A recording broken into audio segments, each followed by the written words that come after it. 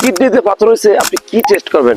একদম সহজ করে বলি যে আপনি সিম্পল ভালো মানের একটা ভালো আল্ট্রাসোনোগ্রাম করবেন, কিডনি, ইউরেটার, ইউরিনারি ব্লাডার, দেখবেন যে কিডনিতে পাথর আছে কিনা বোঝা যাবে, কত সাইজের সেটাও বোঝা যাবে। এছাড়া কি টেস্ট করতে পারেন? আইভিইউ একটা এক্সরে করতে পারেন, কে ইউভি এক্সরে করতে পারেন। ভালো টেস্ট, আরো দামি টেস্ট, 100% শিওর হবেন, নন কন্ট্রাস্ট সিটি স্ক্যান। তাহলে এই পরীক্ষাগুলো করলেই কিন্তু আপনার কিডনিতে পাথর আছে কিনা আপনি বুঝতে পারবেন। আরেকটা কথা বলি, কিডনিতে পাথর হলে যদি আপনার কিডনিতে পাথর হয়, আপনি কি ওষুধ খাবেন বা অপারেশন করে ফেলবেন কিনা? আমি বলবো যে কিডনিতে পাথর হওয়া মানেই আপনার অপারেশন, এরকম না।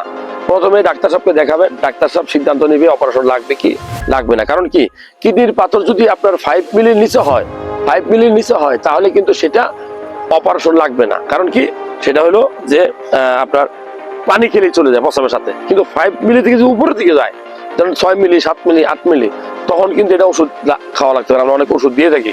তবে 8 মিলি বা 8 মিলির উপর চলে গেলে সেটা অপারেশন করা উচিত। সেটা কবিরাজি কোনো ওষুধ যায় না।